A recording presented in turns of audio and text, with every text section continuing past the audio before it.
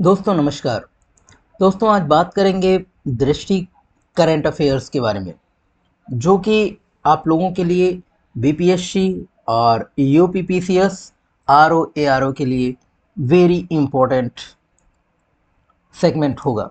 साथियों, जो आने वाले एग्ज़ाम हैं पीसीएस एग्ज़ाम, जिसके लिए बहुत इंपॉर्टेंट है, तो आइए उसी पर डिस्कशन करते हैं, टाइम ज़्यादा ना लॉस करते हुए। साथियों, इसमें सूक्ष्म दृष्टि में अगर आप जाएंगे तो देखेंगे राष्ट्रीय परिदृश्य, अंतर्राष्ट्रीय घटनाएं और बिहार परिदृश्य और खेल परिदृश्य के बारे में दिए गए हैं। तो आइए पहले बिंदुवार संक्षिप्त वर्णन कर लेते हैं, संक्षिप्त डिस्कशन कर लेते हैं। ये आपका वेरी इंपॉर्टेंट संक्षिप्त डिस्कशन है, करीब ये 18 पेज का है। तो आज हम आपको राष्ट्रीय परिदृश्य के बारे में कुछ घटनाएं, राष्ट्रीय जो घटनाएं हैं, वर्ष भर की राष्ट्रीय घटनाएं, वो पॉइंट वाइज आप लोगों के सामने डिस्कस करते हैं। मुझे उम्मीद है कि आवाज़ आ रही होगी और आप लोग सहजता से बैठ चुके होंगे। और आइए चलते हैं। आप उम्मीद है आप लोग मेरा साथ देंगे और पूर्ण तरीके से मैं आपको अच्छे तरीके से समझाने का प्रयास करूंगा। साथियों, महाराष्ट्र सरकार ने एक हवाई अड्डा, जो कि जिसका नामकरण किया है, जिसका पुनर्नामकरण किया है पुणे हवाई अड्डा, यानी कि पुणे हवाई अड्डा का नाम अब नया नाम होगा। वो क्या नाम होगा? तो वो नाम होगा संत जगत गुरु संत तुकाराम महाराज अंतर्राष्ट्रीय हवाई अड्डा। संत तुकाराम के बारे में आप जानते होंगे, शिवाजी के गुरु थे। तो संत जगत गुरु संत तुकाराम महाराज का अंतर्राष्ट्रीय हवाई अड्डा इसका नाम होगा। साथियों, फूड सेफ्टी इंडेक्स के बारे में देखते हैं। स्टेट फूड सेफ्टी इंडेक्स, यानी कि ये छठवां स्टेट फूड सेफ्टी इंडेक्स, जो कि केंद्र शासित प्रदेश और राज्य भी हैं इसमें शीर्ष शीर्ष 4 स्थान के बारे में डिस्कशन करेंगे। तो केरल, तमिलनाडु, जम्मू कश्मीर, गुजरात, जहाँ पर केरल का फर्स्ट स्थान है और फिर सेकेंड पर तमिलनाडु और फिर जम्मू कश्मीर एंड गुजरात है। साथियों, एक केंद्र शासित प्रदेश है अंडमान निकोबार, जिसका जिसकी राजधानी यानी कि जिसकी कैपिटल का पुनर्नामकरण करने की कोशिश की है। अभी आपने देखा था पुणे हवाई अड्डे का नाम पुनर्नामकरण किया गया। अब आप देख रहे हैं अंडमान निकोबार की राजधानी का पुनर्नामकरण किया गया। जो राजधानी है क्या एक्चुअल में? पोर्ट ब्लेयर है, और जिसका नामकरण क्या किया गया? श्री विजयपुरम किया गया। क्या किया गया? श्री विजयपुरम। देखिए, दूसरा बौद्ध अंतर्राष्ट्रीय सम्मेलन, बुद्धिस्ट मीडिया कॉन्क्लेव, कहाँ हुआ था? नई दिल्ली में हुआ। देखिए, सैनिक स्कूल का उद्घाटन कहाँ किया गया? तो यूपी में, और यूपी के कहाँ पर? गोरखपुर में किया गया। और किसने किया? जगदीप धनखड़, यानी कि उपराष्ट्रपति हैं। देखिए, जल संचय जन भागीदारी, कौन सा? जल संचय जन भागीदारी, जो कि नरेंद्र मोदी ने इसकी शुरुआत करी थी और इसका शुभारंभ गुजरात से हुआ। गुजरात के सूरत से हुआ। और इस पहल को किस अभियान से जुड़ी है? तो ये पहल है जन शक्ति अभियान कैच द रेन। जल शक्ति अभियान कैच द रेन। साथियों, ये चीज़ ध्यान रखेंगे, वीडियो कॉन्फ्रेंस के जरिए इन्होंने शुभारंभ किया था, इस पहल की शुरुआत करी थी। और द्रौपदी मुर्मू यानी कि राष्ट्रपति द्रौपदी मुर्मू ने विश्व शांति बुद्ध विहार का उद्घाटन किया, उदगीर लातूर यानी कि जिला महाराष्ट्र में। आपने देखा था कि बुद्धिस्ट कॉन्क्लेव हुआ था, और अब आप देख रहे हैं कि बुद्ध विहार। तो ये आपका कन्फ्यूजन मत क्रिएट करना, ये महाराष्ट्र में हुआ। और जो कॉन्क्लेव हुआ था वो आपका, ये देखिए कॉन्क्लेव कहाँ हुआ था। आप अगर भूल रहे हो तो ये नई दिल्ली में हुआ था, लेकिन ये कहाँ पर हुआ? उदगीर लातूर महाराष्ट्र में हुआ। देखिए, 3D संग्रहालय बनाया जा रहा है, वैदिक 3D संग्रहालय। और ये किस विश्वविद्यालय में बनाया गया है? तो किस विश्वविद्यालय में? संपूर्णानंद संस्कृत विश्वविद्यालय में बनाया गया। और इसमें किन चीज़ों की बात होगी? भारतीय ज्योतिष, खगोल विज्ञान, वैदिक साहित्य की बात होगी। प्रोजेक्ट नमन की शुरुआत भारतीय थल सेना ने करी थी। किसने करी थी? भारतीय थल सेना ने करी थी। अब देखिए, भारतीय थल सेना ने करी थी, और ये किन किन सेवाओं को प्रदान करेगी प्रोजेक्ट नमन? तो रक्षा पेंशन भोगियों, भूतपूर्व सैनिकों व उनके परिवारीजन को ये प्रोजेक्ट नमन सेवाएं प्रदान करेगी। देखिए प्रोजेक्ट नमन का क्रियान्वयन किस पर केंद्रित है? स्पर्श पर केंद्रित है। स्पर्श यानी कि सिस्टम फॉर पेंशन एडमिनिस्ट्रेशन, अच्छा या डिजिटल पेंशन प्रणाली। उत्तर प्रदेश मंत्रिमंडल द्वारा डिजिटल मीडिया से संबंधित नीति को मंजूरी दी है, तो उत्तर प्रदेश डिजिटल मीडिया नीति 2024। देखिए यूपी के ओबीसी के अध्यक्ष जो बनाए गए हैं वो कौन बनाया गया? राजेश वर्मा बनाए गए। बिहार में खेल विश्वविद्यालय और राज्य खेल अकादमी का उद्घाटन किया गया, कहाँ पर? राजगीर नालंदा में किया गया। केंद्र शासित प्रदेश लद्दाख में कितने नए जिले बनाने की योजना चल रही है? तो कितने नए जिले? 5 नए जिले योजना चल रही है, यानी कि 5 नए जिले। और वो जिले कौन कौन से हैं? वो जिले हैं जास्कर, द्रास, शाम, नुब्रा, चांगथांग। कौन कौन से हैं? जास्कर, आप लोग जास्कर श्रेणी भी जानते हैं, पर्वत श्रेणी, तो जास्कर, द्रास और शाम, नुब्रा, चांगथांग। देखिए एक हिंदू विश्वविद्यालय है, बनारस हिंदू विश्वविद्यालय यानी कि बीएचयू, और किस एकादमी, और एक एकादमी है जो कि मिल करके नेपाली भाषा और संस्कृत के अध्ययन के लिए समझौता किया है। तो नेपाली भाषा और संस्कृत अध्ययन के लिए किसने किसने समझौता किया है? बीएचयू ने और नेपाली एकादमी ने। देखिए पीएम मोदी के अध्यक्ष में केंद्रीय मंत्रिमंडल ने एक योजना की शुरुआत करी, वो कौन सी योजना है? पीएमएवाई यू, यानी कि अर्बन, प्रधानमंत्री Awas Yojana urban 2.0, PM Y और अर्बन 2.0। देखिए इसकी शुरुआत कब करी? जून 2015 में करी थी।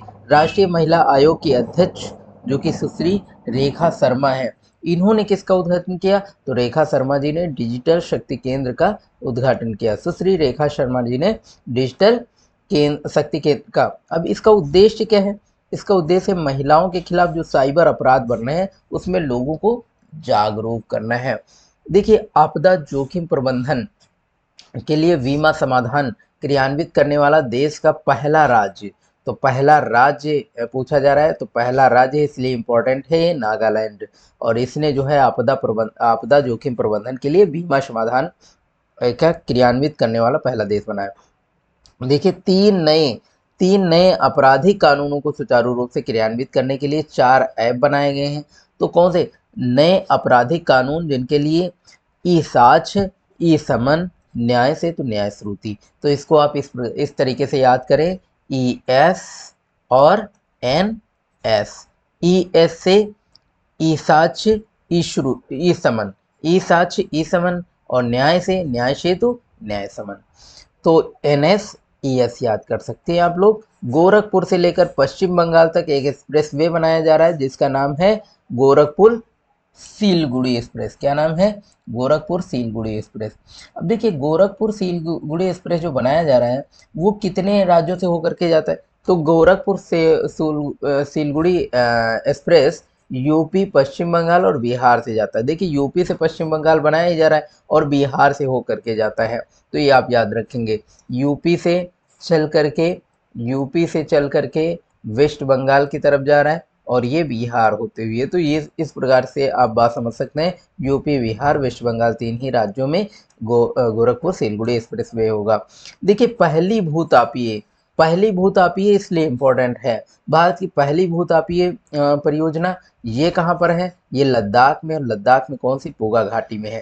केरल के वायनाड को भारतीय अंतरिक्ष संगठन द्वारा, देखिए वायनाड को 13वां जिला घोषित किया गया। किसमें? भूस्खलन एटलस, भारत का भूस्खलन एटलस जो तैयार किया गया, और किसके द्वारा तैयार किया गया? भारतीय अंतरिक्ष अनुसंधान द्वारा जो तैयार किया गया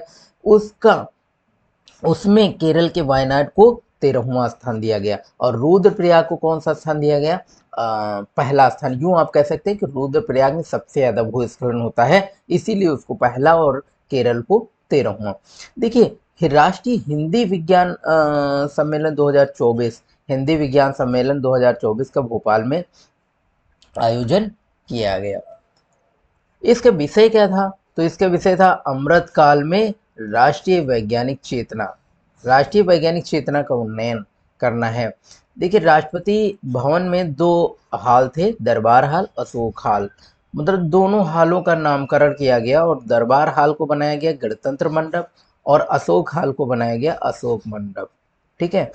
500वें सामुदायिक राष्ट्रीय रेडियो स्टेशन, सामुदायिक रेडियो स्टेशन का उद्घाटन उद्घाटन मिजोरम की राजधानी में किया गया है। यो आप याद रखें, मिजोरम में किया गया और मिजोरम के आइजोल में, यानी कि जो राजधानी है।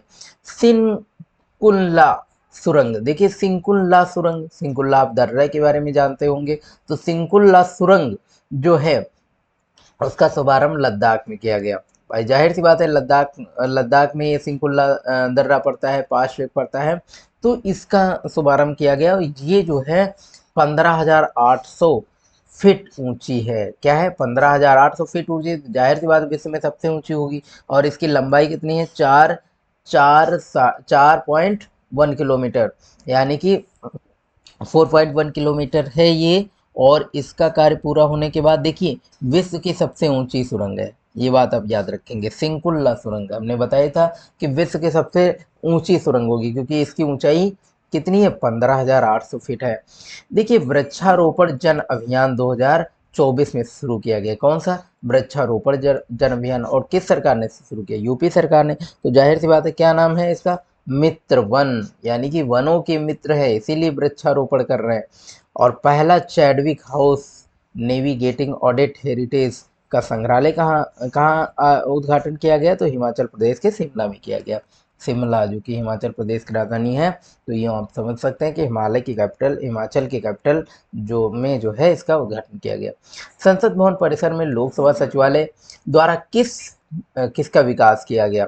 तो किसका विकास किया गया? प्रेरणा स्थल का विकास किया गया। और इस प्रेरणा स्थल में है क्या कि प्रतिष्ठित भारतीय नेता और स्वतंत्रता सेनानियों की प्रतिमाएं स्थापित करी गई हैं। देखिए डाकघर अधिनियम 2023 में प्रावधान कब किया गया? डाकघर अधिनियम 2023 का प्रावधान कब लागू किया गया? 18 जून 2024 को, जून में लागू किया गया। 2024 को ये डाकघर अधिनियम लागू हो गया है, ये बात आप याद रखेंगे। देखिए यूपी के मंत्रिमंडल में उत्तर प्रदेश राज्य विश्वविद्यालय मुरादाबाद का देखिए पुनर्नामकरण की मंजूरी दी गई। और इस विश्वविद्यालय का, उत्तर प्रदेश राज्य विश्वविद्यालय मुरादाबाद का नामकरण क्या किया गया? गुरु जम्भेश्वर राज्य विश्वविद्यालय मुरादाबाद। तो देखिए इसमें से उत्तर प्रदेश की जगह क्या कर दिया गया? उत्तर प्रदेश राज्य विश्वविद्यालय मुरादाबाद था, तो उत्तर प्रदेश की जगह गुरु जम्भेश्वर लिख दिया गया। गुरु जम्भेश्वर राज्य विश्वविद्यालय मुरादाबाद। तो गुरु जम्भेश्वर का नाम याद रखेंगे आप लोग, गुरु जम्भेश्वर, जो कि मुरादाबाद में स्थापित है। देखिए प्रोटम स्पीकर किसे बनाया गया? भरत हरि मेहताब को। ये कौन से थे? 18वीं लोकसभा के थे, 18वीं लोकसभा के थे। देखिए उल्लास नव भारत साक्षरता कार्यक्रम, उल्लास NILP, यानी कि नव भारत साक्षरता मिशन का पूर्णकालिक साक्षरता हासिल की गई कौन सा जो केंद्र शासित प्रदेश था? तो लद्दाख थे। देखिए यूपी में पर्यावरण सुरक्षा को मद्देनजर रखते हुए बायो प्लास्टिक पार्क निर्मित किया गया। बहुत अच्छा काम किया गया, लखीमपुर खीरी में किया गया, कुंभी गांव में। तो ये बात आप याद रखेंगे कि जो है पर्यावरण सुरक्षा के लिए ये काम किया गया, बायो प्लास्टिक पार्क का उद्घाटन किया गया। ये लखीमपुर खीरी में बनाया जाएगा, लखीमपुर खीरी के कुंभी गांव में बनाया जाएगा। तो कुंभी गांव जाहिर सी बात है बड़ा सौभाग्यशाली है, जहाँ पर ये पार्क देखने को मिलेगा, बायो प्लास्टिक पार्क। देखिए विश्व का पहला ओमकार मंदिर मतलब समझ रहे हैं, ओम के आकार का मंदिर, ये पाली राजस्थान में बनाया जाएगा। कहाँ पर? पाली राजस्थान में बनाया गया है। तो विश्व का पहला ओम आकार का मंदिर, ये पाली राजस्थान में बनाया गया। देखिए 100 वर्ष किस सत्याग्रह के पूरे हुए हैं? तो ये जाहिर सी बात है कि 100 वर्ष पूरे हो गए हैं। कौन से सत्याग्रह के 100 वर्ष पूरे हो गए? तो वाईकोम सत्याग्रह के 100 वर्ष पूरे हो गए। वेरी वेरी मोस्ट इम्पोर्टेंट है, कौन सा सत्याग्रह जिसके 100 वर्ष पूरे हो गए? वाईकोम सत्याग्रह। तो आप लोग क्या करिएगा, वाईकोम सत्याग्रह के बारे में एक बार स्टडी कर लीजिएगा। देखिए 18वीं लोकसभा में 543 सीटों पर कुल महिलाएं कितनी हैं? तो कुल महिलाएं 74 हैं, जो कि कुल महिलाएं 74 हैं और कितने प्रतिशत है? 63% है। और जिसमें सबसे आप ये भी याद रखेंगे कि सबसे कम उम्र की जो है महिला और सबसे कम उम्र के युवा जो है सांसद, पुरुष युवा सांसद, ये दोनों चीज़ें आप याद कौन कौन है ये आप कमेंट के माध्यम से बताएंगे। देखिए बरेठी बरेठी और हिंट हम दिए दे रहे हैं, दोनों सरोज हैं, लास्ट में सरोज टाइटल है, नेम में दोनों युवा, तो ये हम हिंट दे रहे हैं। तो बरेठी सौर ऊर्जा परियोजना 630 मेगावाट की आधारशिला में रखी गई। जाहिर सी बात है, बरेठी सौर ऊर्जा परियोजना, तो ये कहाँ पर रखी गई? बरेठी सौर ऊर्जा परियोजना एमपी के छतरपुर में। देखिए, भारत की पहली बैटरी ऊर्जा भंडारण गीगा फैक्ट्री कहाँ स्थापित की गई? जम्मू कश्मीर में स्थापित की गई। जम्मू कश्मीर में स्थापित की गई कौन सी? बैटरी ऊर्जा भंडारण गीगा फैक्ट्री। कौन सी? पहली है, इसलिए इम्पोर्टेंट है, यानी कि ये कहाँ पर? जम्मू कश्मीर में बैटरी ऊर्जा भंडारण गीगा फैक्ट्री। देखिए, किस राज्य की पुलिस ने digital platform Trinetra app launch किया? यूपी सरकार ने। तो ये भी आप याद रखें कि पुलिस ने एक त्रिनेत्र यानी कि भगवान शंकर जी के ऊपर ये ऐप लागू किया गया है, यूँ आप समझें, त्रिनेत्र को जोड़कर देखा जा रहा है। तो ये 2.0 त्रिनेत्र 2.0 है ना, तो ये डिजिटल प्लेटफॉर्म ये इसका लॉन्च किया गया। देखिए, भारत की पहली पानी के नीचे चलने वाली मेट्रो रेल सेवा का उद्घाटन कहाँ किया गया? कोलकाता में किया गया। तो जाहिर सी बात है, पहली है, भारत की पहली पानी के नीचे चलने वाली मेट्रो रेल सेवा का उद्घाटन कहाँ किया गया? तो कोलकाता में किया गया। अब देखिए, आयुष्मान कार्ड 5 करोड़ आयुष्मान कार्ड का जारी करने वाला देश का पहला राज्य कौन सा बन गया? तो चूंकि पहला राज्य है और वो भी कितना है? 5 करोड़ आयुष्मान कार्ड बनाए गए।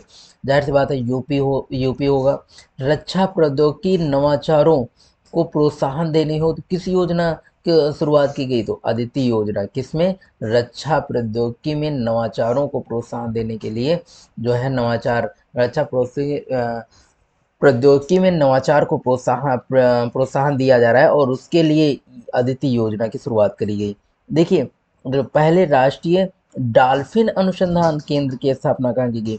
तो पहले राष्ट्रीय डॉल्फिन अनुसंधान का उद्घाटन बिहार में किया गया। डॉल्फिन, वही डॉल्फिन जिससे करंट उत्पन्न होता है।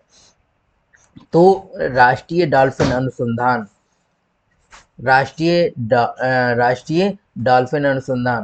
तो ये जो है कहाँ? बिहार में पहले राष्ट्रीय डॉल्फिन अनुसंधान। और ये किस राज्य की सरकार ने ग्रीन हाउस नीति 2024 को मंजूरी दी? यूपी में। यूपी सरकार ने ग्रीन हाइड्रोजन नीति की।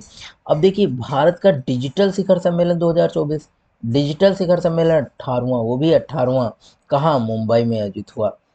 तो डिजिटल शिखर सम्मेलन कहाँ पर? मुंबई में। देखिए, उत्तर प्रदेश के एम्स जो है जिले में एम्स का उद्घाटन किया गया। तो किस जिले में एम्स का उद्घाटन किया गया? रायबरेली में। और वो भी किसने किया? नरेंद्र मोदी जी ने किया था। तो इसलिए इम्पोर्टेंट है कि पीएम ने रायबरेली में जो है एम्स का उद्घाटन किया। तो रायबरेली में भी एम्स अब देखने को मिलेगा। और किस जिले में? रायबरेली जिले में। विश्व की पहली विक्रमादित्य वैदिक घड़ी जो कि स्थापित की गई है। तो जाहिर सी बात है, चूंकि विश्व की पहली है, विश्व की वो भी पहली है, तो विश्व की पहली है और वो भी विक्रमादित्य वैदिक घड़ी। तो विक्रमादित्य कहाँ पर? जाहिर सी बात है, विक्रमादित्य से के नाम से जोड़ के देखिए तो आपका उज्जैन में आता है। विक्रमादित्य ने शासन भी किया। तो यूपी एमपी यानी कि एमपी के उज्जैन में स्थापित किया गया महाकालेश्वर। आपको याद होगा तो महाकालेश्वर से याद कर सकते हैं कि उज्जैन में पहली विक्रमादित्य वैदिक घड़ी की स्थापना हुई। सबसे लंबे केबल आधारित पुल जो कि सुदर्शन पुल का उद्घाटन किया गया और ये मोदी ने किया था। और कहाँ पर किया था? गुजरात में। तो सबसे लंबे केबल आधारित है जो कि आप याद रखेंगे कि केबल है। और ये भी आप कमेंट के माध्यम से बताएंगे ये जो पुल बनाया जा रहा है कितने दूरी में केबल है और कितनी दूरी ऐसे ही मतलब रुकी हुई है। तो ये आप कमेंट के माध्यम से बताएंगे ये सबसे लंबा पुल है और कितना लंबा है, ये भी आप देख करके बताएंगे। तो सबसे लंबे केबल आधारित पुल यानी कि इसका नाम क्या है, सुदर्शन सेतु। और ये कहाँ स्थापना हुई, इसकी उद्घाटन कहाँ हुआ, गुजरात में। देखिए रायसीना डायलॉग, नवी रायसीना डायलॉग का आयोजन कहाँ हुआ, नई दिल्ली में हुआ। और ये जो है इसका विषय क्या था, चतुरंग संघर्ष प्रतियोगिता सहयोग निर्माण इसका विषय था, चतुरंग। अब देखिए शिक्षा मंत्रालय में एक राष्ट्र एक छात्र आईडी वेरी इंपॉर्टेंट है, जो कि शिक्षा मंत्रालय ने एक छात्र एक आईडी के उद्देश्य के साथ कौन सी पहल की शुरुआत की, तो अपार। अपार एक पहल है और जिसका आप फुल फॉर्म देख लें, automated permanent academic account registry. तो अब जो है छात्रों की आईडी होगी एक राष्ट्र एक छात्र आईडी के उद्देश्य के साथ में जो है ये बनाया जा रहा है। और ये बात आप याद रखेंगे। देखिए अपार तो क्या, अपार जो कि एक छात्र एक आईडी, एक राष्ट्र एक आईडी एक छात्र। देखिए automated permanent academic account registry. अच्छा, देश के पहले कौशल भारत केंद्र यानी कि skill India centre, skill India centre का उद्घाटन कहाँ किया गया, तो उड़ीसा में किया गया, वो भी संबलपुर में। Skill India centre, skill India centre आप याद रखेंगे, संबलपुर उड़ीसा में इसका उद्घाटन किया गया। देखिए स्टेम, स्टेम है क्या, स्टेम है विज्ञान प्रौद्योगिकी इंजीनियरिंग गणित और चिकित्सा में भारतीय महिलाओं और लड़कियों को प्रतिनिधित्व के लिए ये पोर्टल लॉन्च किया गया, पोर्टल इसने लॉन्च किया है। स्कीम क्या है, मतलब साइंस टेक्नोलॉजी इंजीनियरिंग मैथमेटिक्स और मेडिकल फील्ड। तो ये आप याद रखें, यानी कि ये जो है इन फील्डों में भारतीय महिलाओं और लड़कियों को प्रतिनिधित्व करने हेतु एक पोर्टल लॉन्च किया गया, वो पोर्टल है स्वाति, वो पोर्टल है स्वाति, आप याद रखेंगे स्वाति नाम से आप याद रखेंगे, स्वाति पोर्टल है। और इसमें जो है इन फील्डों में महिलाओं और लड़कियों को प्रतिनिधित्व बढ़ाया जा रहा है। जाहिर सी बात है इन फील्डों में बहुत कम देखने को मिलता है, तो इसलिए इनका योगदान बढ़ावा करने के लिए ये चीज़ें लागू हो रही हैं।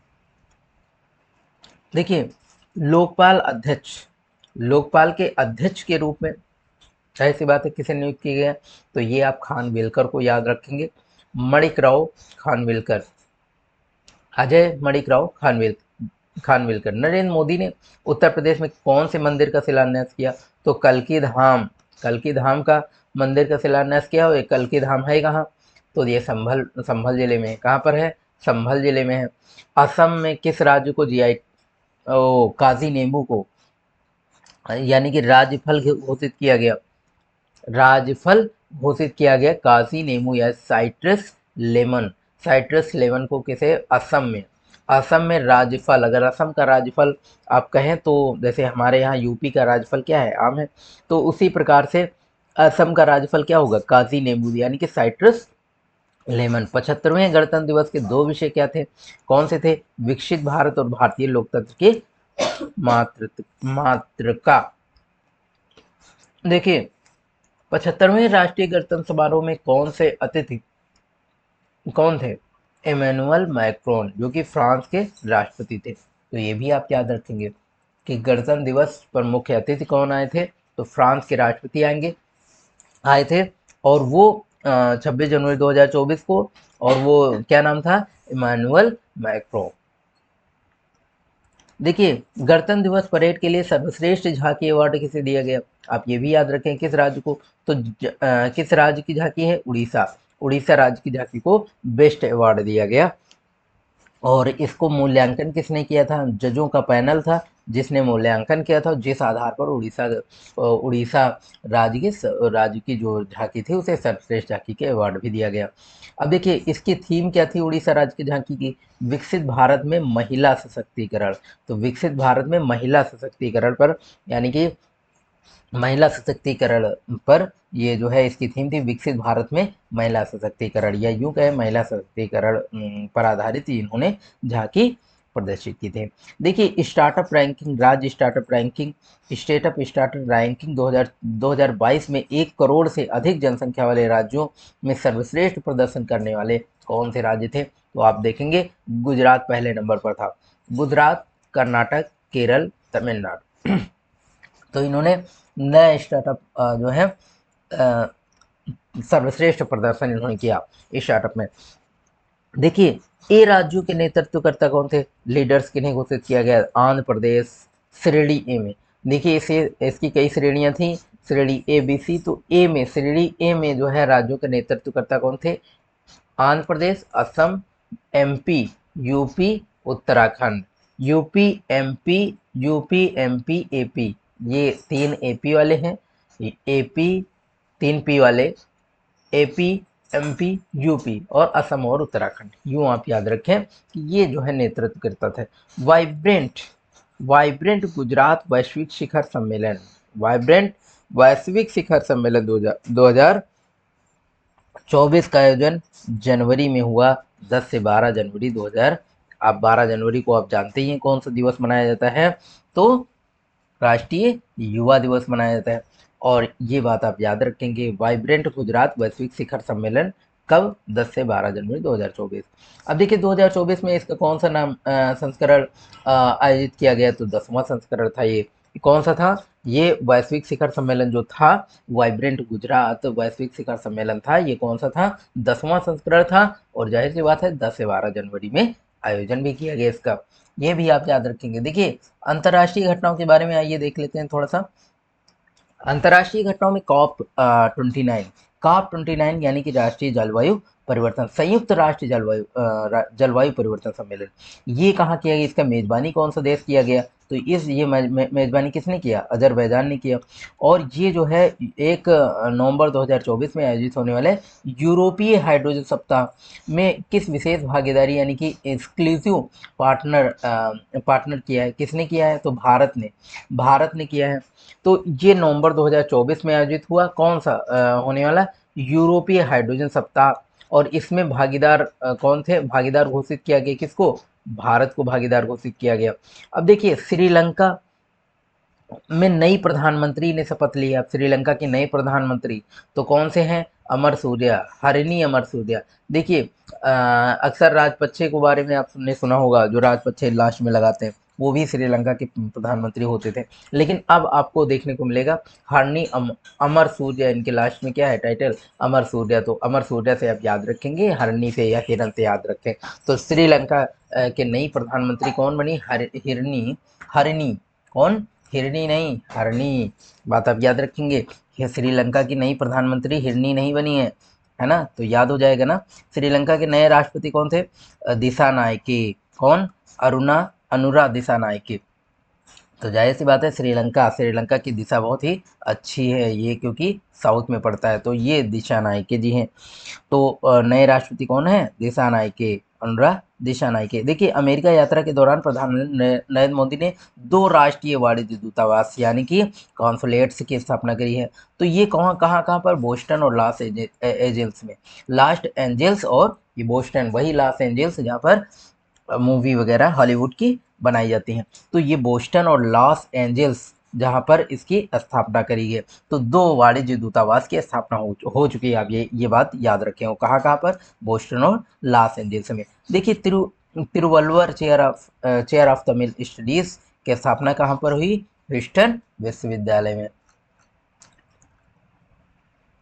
तो ये कुछ पॉइंट हैं जो अंतर्राष्ट्रीय पॉइंट है, आप याद रखेंगे। देखिए एक सेमी कंडक्टर फैब्रिकेशन प्लांट जो कि स्थापित किया गया, वो भी पहला राष्ट्रीय सुरक्षा सेमी कंडक्टर फैब्रिकेशन प्लांट जो कि सेमी कंडक्टर से जुड़ा हुआ है। तो ये बात आप याद रखेंगे। भारत किस सहयोग से, यानी कि किसके सहयोग से? तो अमेरिका के सहयोग से अब स्थापित कर रहा है। तो टेक्नोलॉजी के फील्ड में काफ़ी आगे निकल रहा है भारत, तो पीछे नहीं है, क्योंकि इसने सेमीकंडक्टर फैब्रिकेशन प्लांट की स्थापना करी है। किसकी? सेमीकंडक्टर की। देखिए इस प्लांट के आधारित कितने चिप्स का प्रयोग किया जाएगा, कहाँ किया गया, सॉरी कितनी नहीं, और कितनी आप लोग बताएंगे कि इस प्लांट के माध्यम से कितनी चिप्स बनाई जा रही हैं पर डे, तो ये आप बताएंगे। देखिए इस प्लांट के द्वारा चिप्स का प्रयोग कहाँ किया जाएगा, उत्पादित चिप्स का प्रयोग तो सैन्य हार्डवेयर में होगा, और दूर संचार संवेदनशील दूर संचार नेटवर्क के लिए होगा। तो ये बात आप याद रखेंगे, इन चिप्स का प्रयोग कहाँ किया जाएगा, सैन्य हार्डवेयर में किया जाएगा, और कहाँ पर, संवेदन दूर संचार नेटवर्क में। देखिए व्यक्तिगत उपस्थित इन पर्सन वाले चौथे quad leader summit, quad leader summit का स्थापन आयोजन कहाँ किया गया, तो विलमिंगटन डेलावेयर अमेरिका में ही किया गया। तो क्वाड लीडर समिट का भी आयोजन हुआ, और ये कौन सी क्वाड लीडर समिट थी, चौथी थी, और इसका आयोजन कहाँ किया गया, तो अमेरिका में किया गया, कहाँ पर, विलमिंगटन डेलावेयर में। देखिए क्वाड लीडर समिट जो थी उसमें वो कौन सा संस्करण था, तो कौन सा था, ये समग्र रूप से ये क्वाड लीडर समिट जो कि कौन सा संस्करण था, छठा संस्करण था साथियों। ये चौथा चौथा क्वाड लीडर समिट का आयोजन किया गया, ये चौथा क्वाड समिट था, लेकिन इसका जो संस्करण था वो कौन सा था, वो छठा था। तो इसमें आप कंफ्यूजन नहीं होना है। देखिए हिंद हिंद प्रशांत क्षेत्र में कैंसर के बोझ को कम करने के लिए क्वाड देशों ने एक पहल की शुरुआत करी है, और वो कौन सा पहल है, तो क्वाड देश आप समझ रहे होंगे, क्वाड देशों ने एक पहल की शुरुआत करी है, और किसको, कैंसर के बोझ को कम करने के लिए। वो क्या है, cancer moon shot initiative, cancer moon shot initiative इसका। देखिए अगले क्वाड्रिलेटरल समिट का आयोजन कहाँ होगा, भारत में होगा। 2025 वाले क्वाड्रिलेटरल समिट का आयोजन कहाँ पर होगा, भारत में, और इससे पहले वाला अमेरिका में हुआ, लेकिन ये भारत में होगा जो आने वाला। देखिए भारत, अमेरिका, जापान के तटरक्षक बलों और ऑस्ट्रेलिया के बॉर्डर फोर्स द्वारा किस मिशन को लॉन्च किया गया, तो प्रथम प्रथम Quad at sea ship observe mission, Quad at sea ship observer mission.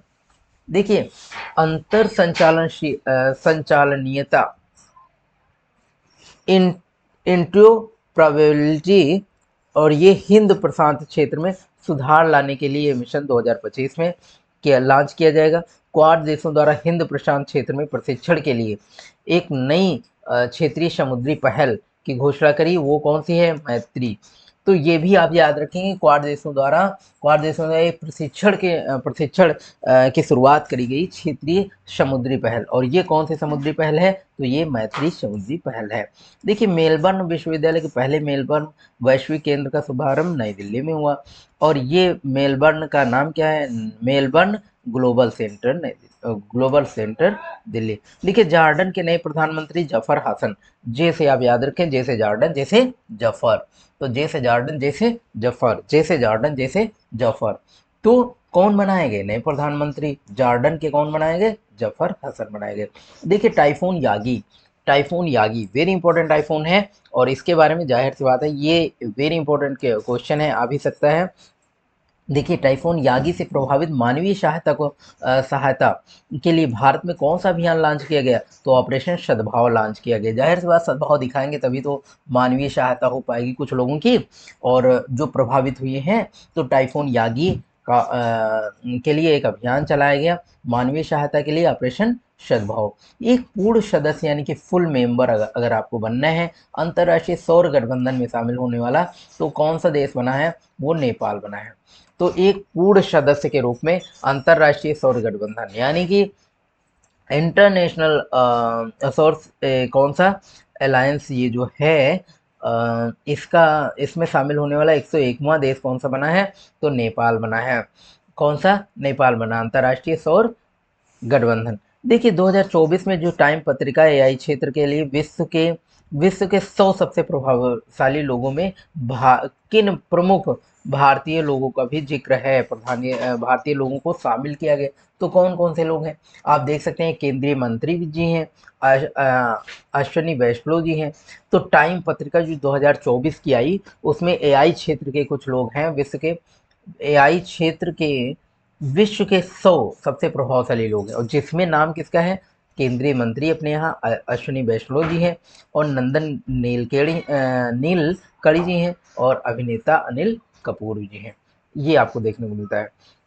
देखिए किन क्षेत्रों में कृत्रिम बुद्धिमत्ता पर पहली कानूनी रूप से बाध्यकारी अंतर्राष्ट्रीय संधि पर हस्ताक्षर किया गया। अमेरिका, यूरोपीय संघ, United Kingdom, Andorra, Georgia, Iceland, Norway, Moldova और सैन मेरिनो, इजराइल। अंतर्राष्ट्रीय सौर महोत्सव का आयोजन कहाँ किया गया? नई दिल्ली में किया गया।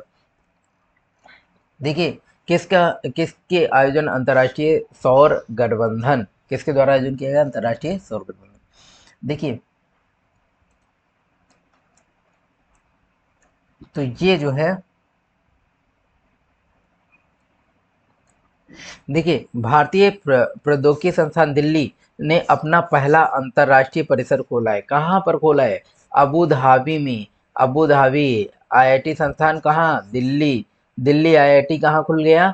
तो ये जो है पहला अंतर्राष्ट्रीय परिसर खोला गया और ये यूएई यानी कि संयुक्त अरब अमीरात अबू धाबी में खोला गया।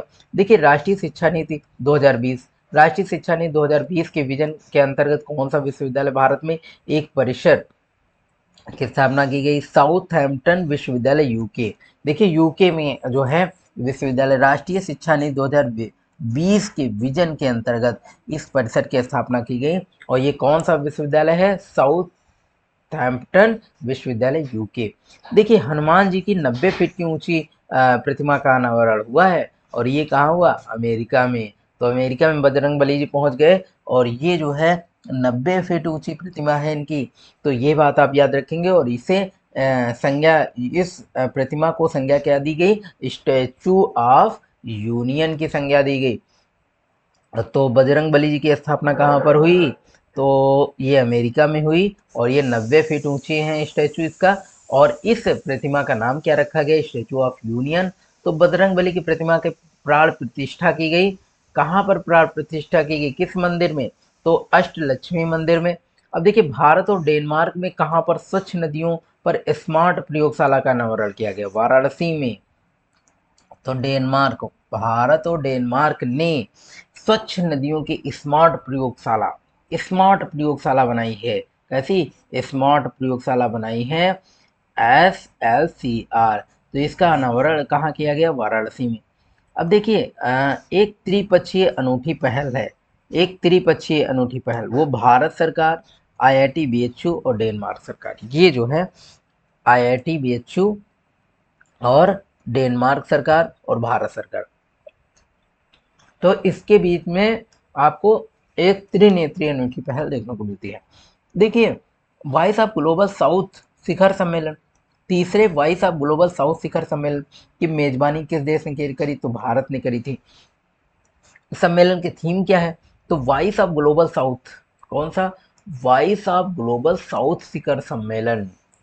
तो साउथ शिखर सम्मेलन जो है उसकी मेजबानी जो है भारत कर रहा है और इसकी जो थीम है यानी कि इसका जो विषय है, एक सतत भविष्य के लिए एक सतत ग्लोबल साउथ। देखिए थाईलैंड की संसद ने किसे एक नया प्रधानमंत्री बनाया? तो थाईलैंड की संसद ने सिनावात्रा को, यानी कि पेंटो गटान सिनावात्रा। अब थाईलैंड को सिनावात्रा से जोड़ करके देखें सिनावात्रा यानी कि ये नए प्रधानमंत्री बने हैं। देखिए किस देश द्वारा भारत के साथ अनुसंधान और सांस्कृतिक सहयोग के लिए मैत्री अनुदान की घोषणा की गई? तो मैत्री अनुदान कौन कर सकता है? ऑस्ट्रेलिया के साथ में। कौन से अनुसार? सांस्कृतिक सहयोग के लिए, सांस्कृतिक सहयोग के लिए ऑस्ट्रेलिया सांस्कृतिक सहयोग के लिए अनुदान की घोषणा करी है, तो भारत ने करी है। भारत के साथ में यानी कि ऑस्ट्रेलिया देश द्वारा भारत के साथ अनुसंधान और सांस्कृतिक सहयोग के लिए मैत्री अनुदान की घोषणा करी। आप समझ रहे हैं? देखिए भारत किस देश के राजनयिक संबंधों के लिए को मजबूत करने के लिए वाणिज्य दूतावास, अभी आपने देखा था कि अमेरिका में 2 दूतावास खोले गए। कहाँ कहाँ पर? बोस्टन और लॉस एंजल्स में। वैसे ही भारत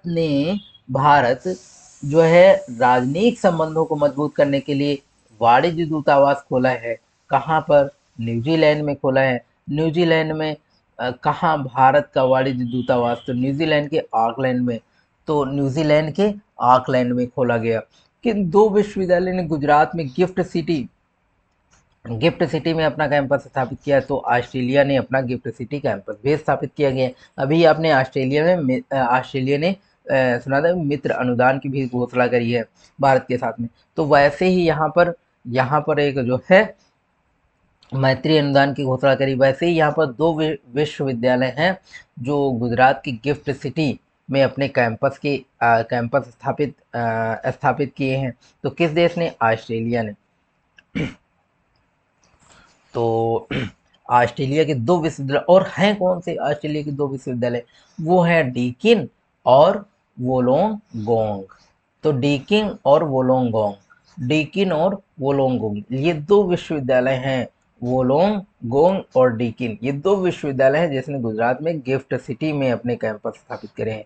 तो गुजरात की गिफ्ट सिटी जो है, यानी कि कौन सी सिटी है? गुजरात की कोई और सिटी नहीं है, गिफ्ट सिटी है, और उसमें जो है ऑस्ट्रेलिया ने विश्वविद्यालय। तो यूं आप समझ लीजिए कि गुजरात ऑस्ट्रेलिया ने दो विश्वविद्यालय गिफ्ट किया है। कहाँ पर गिफ्ट किया है? गुजरात की गिफ्ट सिटी में गिफ्ट किया है। ठीक है, ये भी आप याद कर सकते हैं। देखिए 5 कार्यकालों के लिए भारत बांग्लादेश के प्रधानमंत्री, यानी कि 5 कार्यकालों के लिए बांग्लादेश की प्रधानमंत्री रही शेख हसीना वाजेद ने किस कारण से अपने पद पर इस्तीफा दिया? तो व्यापक हिंसा, छात्र विरोध हो गया था। आपने देखा था काफ़ी ज़्यादा हिंसा हुई थी बांग्लादेश में, जिससे वो भाग करके उनको शरण लेनी पड़ी भारत में, शेख हसीना को। तो ये आप याद रहे, व्यापक हिंसा, छात्र विरोध हुआ था। देखिए संयुक्त राष्ट्र कमान में शामिल होने वाला 18वां देश कौन सा बना है? तो जर्मनी बन गया। कौन सा देश? जर्मनी बन गया। देखिए द्रौपदी मुर्मू ने सर्वोच्च नागरिक सम्मान companion of the order of Fiji तो सम्मानित किया है। जाहिर सी बात है फिजी का है तो फिजी में सम्मानित किया जाएगा। देखिए यूनेस्को की विश्व विरासत समिति में 46वां सत्र आयोजित किया गया। कहाँ आयोजित किया गया? तो यूनेस्को की विश्व विरासत समिति का 46वां सत्र नई दिल्ली में। देखिए विश्व विरासत सूची में भारत का 43वां स्थल कौन सा है? तो वेरी इंपॉर्टेंट है कि यूनेस्को की विश्व विरासत सूची वर्ल्ड हेरिटेज लिस्ट, जो वर्ल्ड हेरिटेज लिस्ट है उसमें भारत शामिल हुआ। भारत का 43वां स्थल कौन है? तो भारत का 43वां स्थल कौन है? मोईदम्स अहोम राजवंश की टीला दफन प्रणाली मोईदम्स है। कौन सा? मोईदम्स है, जो कि अहोम राजवंश की टीला दफन प्रणाली। तो ये बात हेनले पासपोर्ट सूचकांक 2024, तो इसमें कौन सा स्थान है? हेनले पासपोर्ट में भारत का, हेनले पासपोर्ट सूचकांक में भारत का 81वां स्थान है, 81 हेनले पासपोर्ट सूचकांक। और जब हेनले पासपोर्ट सूचकांक देखेंगे तो 81 आप याद रखें, हेनले पासपोर्ट सूचकांक आप 81 याद रखें। और वर्ल्ड हेरिटेज लिस्ट में 43वां स्थान मोईदम्स का है। तो ये चीज़ आपने देखिए। विश्व का सबसे शक्तिशाली पासपोर्ट कौन सा है? शक्तिशाली पासपोर्ट कौन सा है? तो शक्तिशाली सिंगापुर का है। देखिए बैंकॉक में आयोजित एशिया आपदा केंद्र तैयारी केंद्र की बैठक में जो है एशिया आपदा तैयारी की अध्यक्षता संभाली थी भारत ने। ठीक है, और एस्टोनिया का नया प्रधानमंत्री मिशल क्रिस्टन मिशल। तो एस्टोनिया को क्रिस्टन से याद रखें, एस्टोनिया को क्रिस्टन से या क्रिश्चियन से, Estonia Estonia Estonia Kristen Michal जो कि नए प्रधानमंत्री। देखिए पहले समुद्र पारीय ओवरसीज जन औषधि केंद्र का उद्घाटन किया गया, तो मॉरिशस में किया गया। और मॉरिशस जो कि सबसे ज़्यादा भारतीय वहाँ पर रहते हैं, वहाँ पर भारतीय भाषा भी बोली जाती है, हिंदी जो कि सबसे लोकप्रिय भाषा है। तो भारत के पहले समुद्र पारीय ओवरसीज जन औषधि केंद्र भी खोला गया। पहला समुद्र पारीय जन औषधि केंद्र कहाँ खोला गया भारत का? मॉरिशस में, इसीलिए खोला गया होगा। वर्ल्ड क्राफ्ट काउंसिल AISBL द्वारा किस भारतीय शहर में आधिकारिक रूप से वर्ल्ड क्राफ्ट सिटी घोषित किया गया? तो वर्ल्ड क्राफ्ट सिटी किसे घोषित किया गया?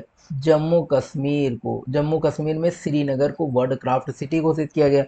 और ये किसके द्वारा वर्ल्ड क्राफ्ट सिटी घोषित किया गया? तो वर्ल्ड क्राफ्ट काउंसिल के द्वारा घोषित किया गया।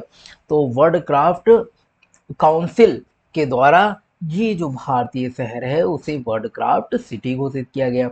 देखिए, भारतीय शहरों में वर्ल्ड क्राफ्ट सिटी घोषित किया गया। अब तक कितने शहरों को घोषित किया गया? तो पहला था मामल्लपुरम, जो कि तमिलनाडु का था। जयपुर राजस्थान का था। दूसरा जयपुर राजस्थान का था। तीसरा कर्नाटक मैसूर का था। अब चौथा जम्मू कश्मीर का श्रीनगर है। तो मामल्लपुरम को एक बार घोषित किया गया, और जयपुर को एक बार घोषित किया गया, और किसे? मैसूर को घोषित किया गया। अब किसकी बारी थी? श्रीनगर। अब श्रीनगर आ गया है। तो 4 वर्ल्ड क्राफ्ट सिटी घोषित हो जा चुके हैं: मामल्लपुरम, जयपुर, मैसूर और श्रीनगर। ये बात आप याद रखेंगे। देखिए, किस शहर में ऐसे ग्रेविन वैक्स संग्रहालय, कौन सा? ग्रेविन वैक्स संग्रहालय द्वारा बॉलीवुड अभिनेता शाहरुख खान के सम्मान में सोने का सिक्का चलाया गया। तो सोने का सिक्का जारी किया गया पेरिस फ्रांस में। तो फ्रांस में भाई शाहरुख खान के द्वारा इनका शाहरुख खान का बोलबाला चला, यूं आप समझे। तो ये किस शहर में? पेरिस। पेरिस यानी कि फ्रांस में इनके सम्मान में सोने का सिक्का जारी किया गया भाई साहब। तो कुछ ऐसा कर्म करिए कि सोने का सिक्का आपके सम्मान में भी जारी हो।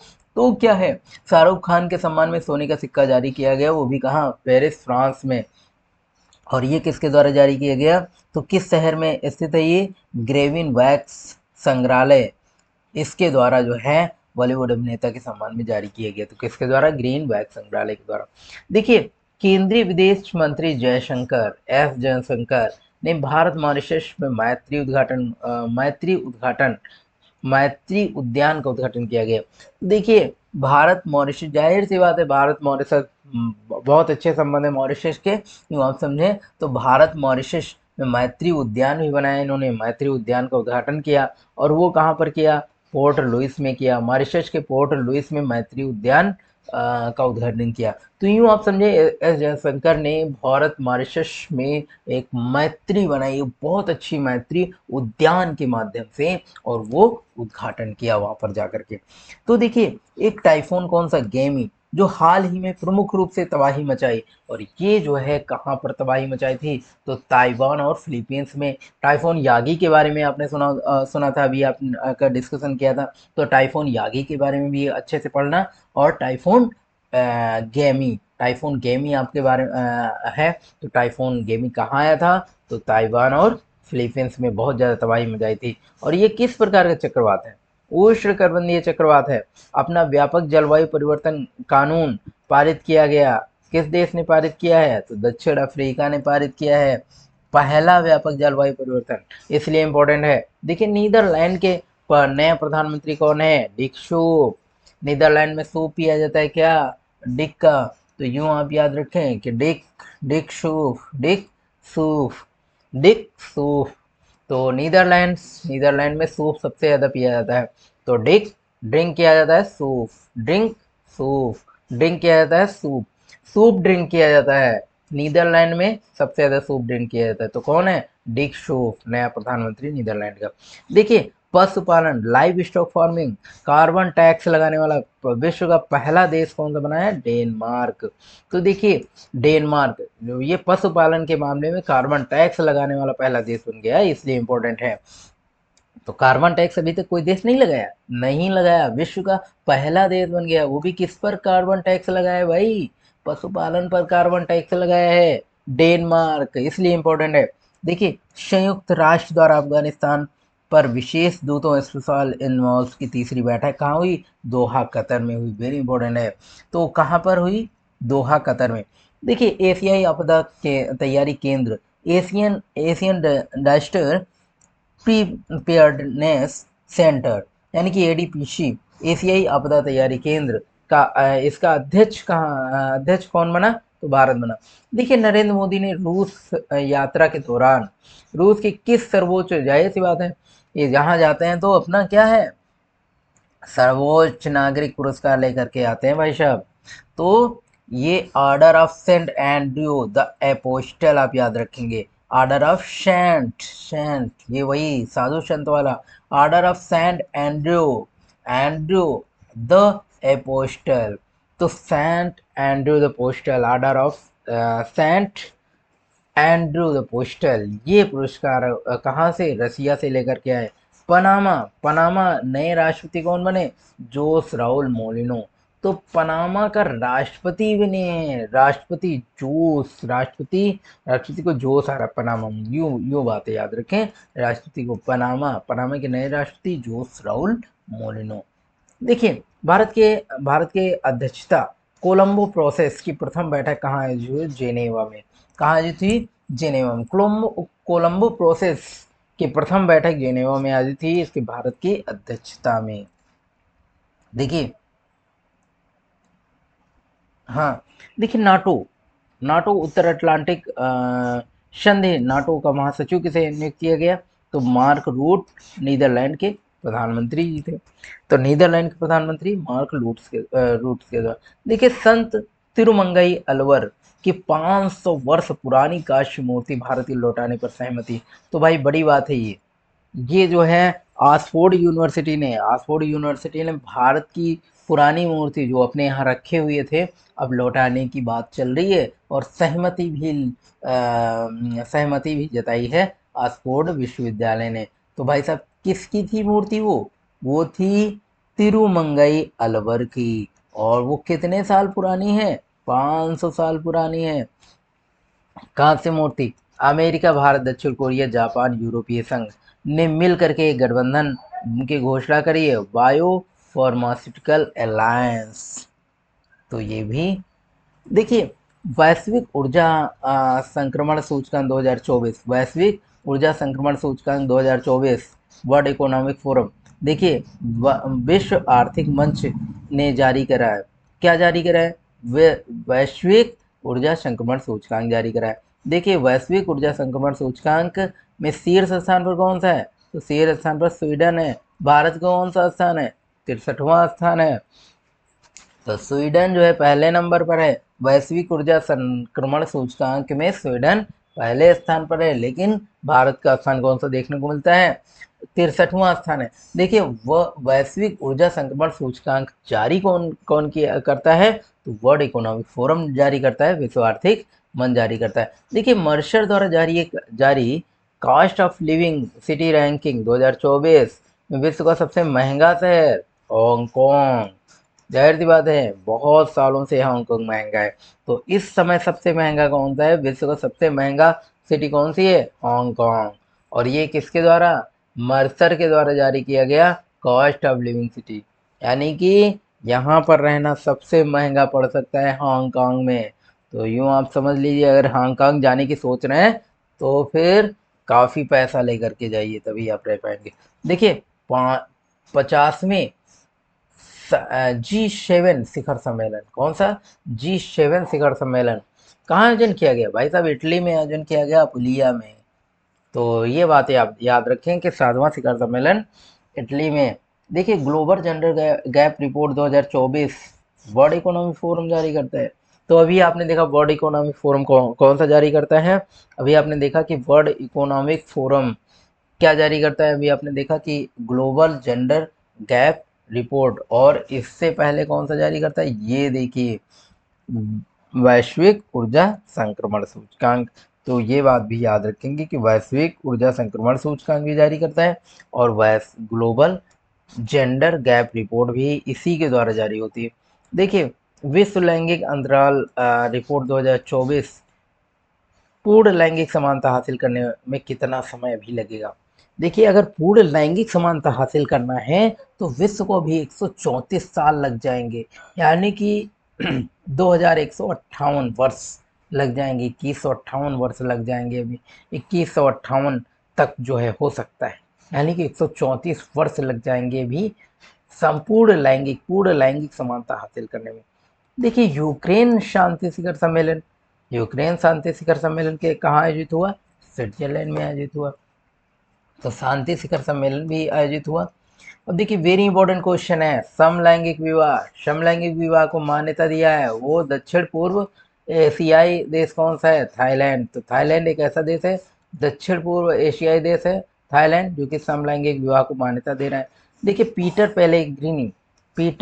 पेलेग्रिनी किस देश के राष्ट्रपति बने? किस देश के राष्ट्रपति पद ग्रहण किया है?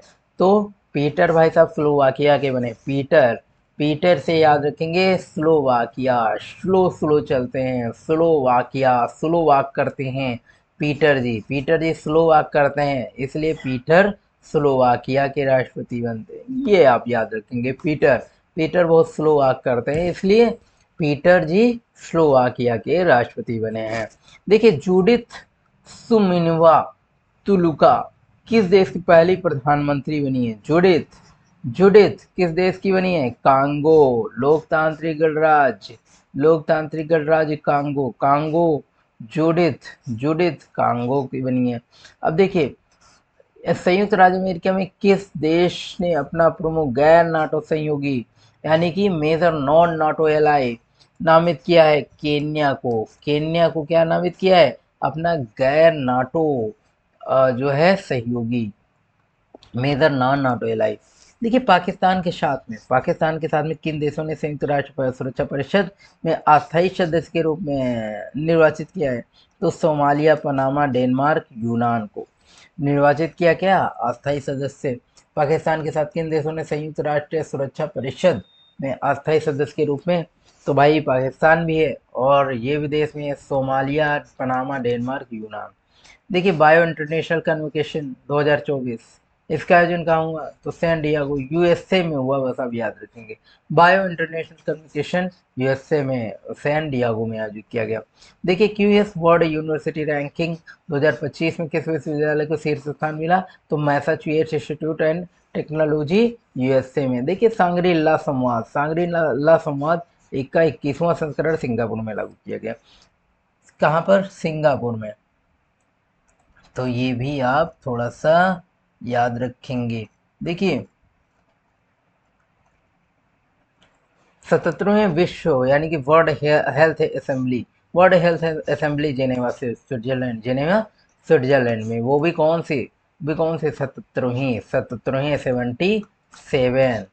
तो देखिए रूस से लगती सीमाओं में कितने नाटो देशों ने ड्रोन वॉल बनाने की योजना बनाई? तो भाई 6 नाटो देशों ने एक ड्रोन वॉल बनाने की घोषणा करी है, और वो कौन से हैं? तो Lithuania, Latvia, Estonia, Poland, Finland, Norway. तो Lithuania, Latvia, Estonia, Poland, Finland, Norway. तो फिनलैंड, नॉर्वे ये भी हैं। और देखिए प्रथम काजा TFCA शिखर सम्मेलन जो कि जाम्बिया में आयोजित हुआ। देखिए पहला अंतर्राष्ट्रीय आलू दिवस मनाया जा रहा है 30 मई को, ये बात अब याद रखेंगे। तो पहला अंतर्राष्ट्रीय दिवस मनाया जाएगा 30 मई को, तो मना दिया गया होगा। तो 30 मई को मनाया गया था कौन सा आलू दिवस मनाया गया, वो भी कौन सा? अंतर्राष्ट्रीय आलू दिवस। अंतर्राष्ट्रीय आलू दिवस मनाने की घोषणा की गई इसके द्वारा ये संयुक्त राष्ट्र खाद्य और कृषि संगठन FAO द्वारा।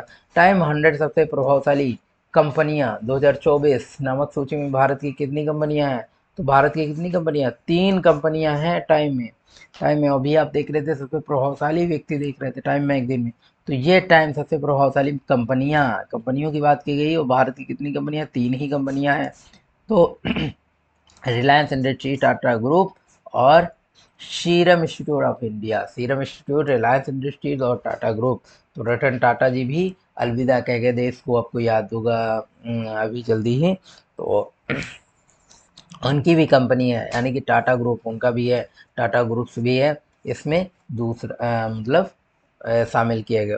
देखिए हार्वर्ड विश्वविद्यालय में ऑनलाइन एमबीए कराया जाएगा हार्वर्ड यूनिवर्सिटी से। भारत का पहला विश्वविद्यालय कौन सा बना है? प्रोग्राम शुरू करने वाला भारत का पहला विश्वविद्यालय, तो भारत के पहले विश्वविद्यालय में हार्वर्ड यूनिवर्सिटी के साथ में ऑनलाइन एमबीए प्रोग्राम शुरू किया गया।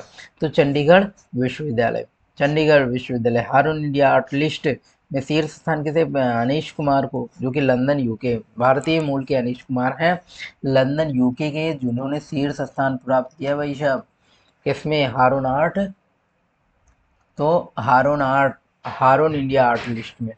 देखिए पर्यावरण प्रदर्शन सूचकांक में भारत का 176वां, यानी पर्यावरण में 176वें स्थान पर है प्रदर्शन के मामले में। अब देखिए किस देश ने विदेश मंत्रालय में AI संचालित डिजिटल प्रवक्ता विक्टोरिया शी का नामकरण किया? तो यूक्रेन ने विक्टोरिया शी का नामकरण किया, जो कि AI संचालित है, डिजिटल प्रवक्ता है। ये विदेश मंत्रालय के लिए इसने बनाया, अनावरण किया है, विक्टोरिया शी इसका नाम है। तो देखिए किस देश ने नए राष्ट्रपति लाई चिंगते ने शपथ ली है। तो चिंगते हैं, ते हैं, चाइवान ते हैं यानी कि ता से ते और ता से ताइवान। तो लाई चिंग और चिंग किसके लिए? लाई चिंगते ताइवान के लिए, ते से ताइवान, ता से ते। तो यूँ बात याद रखेंगे, लाई चिंगते ताइवान में शपथ ली और किस में? नए राष्ट्रपति के लिए। अच्छा, हिदायत चक्रवात के बारे में अभी आपने पढ़ा था, टाइफून यागी के बारे में अभी आपने पढ़ा था, टाइफून यागी के बारे में, और भी आपने टाइफून पढ़े। तो टाइफून यागी और देखिए आपने ये जितने भी इम्पोर्टेंट पॉइंट हैं ये आप बहुत अच्छी तरीके से देख लीजिएगा। तो हम टाइफून के बारे में डिस्कस कर रहे हैं, टाइफून यागी के बारे में पढ़ा था। अब देखिए टाइफून हिदाया के बारे में आप पढ़ेंगे। तो ये टाइफून हिदाया कहाँ आया था?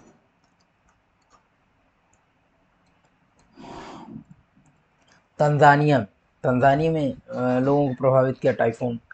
तो हिदाया चक्रवात तंजानिया में प्रभावित किया। देखिए विश्व हाइड्रोजन शिखर सम्मेलन 2024 रॉटरडम नीदरलैंड में आयोजित किया गया। भारत और किस देश ने Chabahar Shahidi Beheshti port terminal के विकास के लिए दीर्घावधि समझौता किया गया? समझौते पर हस्ताक्षर ईरान के साथ में चाबहार पोर्ट के बारे में, ठीक है। तो भारतीय कृतियों में यूनेस्को की memory of the world regional register शामिल किया गया, रामचरितमानस, पंचतंत्र, शाहृदय लोचन, हस्तलेख। तो ये कि जो भारतीय कृतियां हैं उसको यूनेस्को के memory of the world regional register में शामिल किया गया। तो यूनेस्को की world memory of the world regional, very important है, वर्ल्ड रीजनल रजिस्टर में शामिल किया गया। तो किन को शामिल किया गया? भारतीय कृति में आती हैं रामचरितमानस, सहृदय लोचन और पंचतंत्र। तो इन तीनों की हस्तलिपि को शामिल किया गया। देखिए किस देश की यात्रा पर्यटन सूचकांक, विकास पर्यटन सूचकांक जारी करता है? तो किस संस्था ने? तो कौन सी संस्था है? वर्ल्ड इकोनॉमिक फोरम के द्वारा जारी किया जाता है। देखिए यात्रा पर्यटन सूचकांक में समग्र रैंकिंग में भारत कौन सा है? 39वां है। देखिए संयुक्त राष्ट्र सभा 24 मई को किस दिवस के रूप में अंतर्राष्ट्रीय मोरखोर दिवस? कौन सा? अंतर्राष्ट्रीय मोरखोर दिवस। किस देश? अंतर्राष्ट्रीय मोरखोर दिवस। भारत ने किस अवधि में कोलंबो प्रोसेस अध्यक्षता ग्रहण की? 2024। तो आज के लिए करंट अफेयर्स इंटरनेशनल और राष्ट्रीय करंट अफेयर्स बस इतना ही है, और फिर आगे सेशन में चलेंगे तो जो बाकी बचा है वो भी सारा सेशन समाप्त हो जाएगा।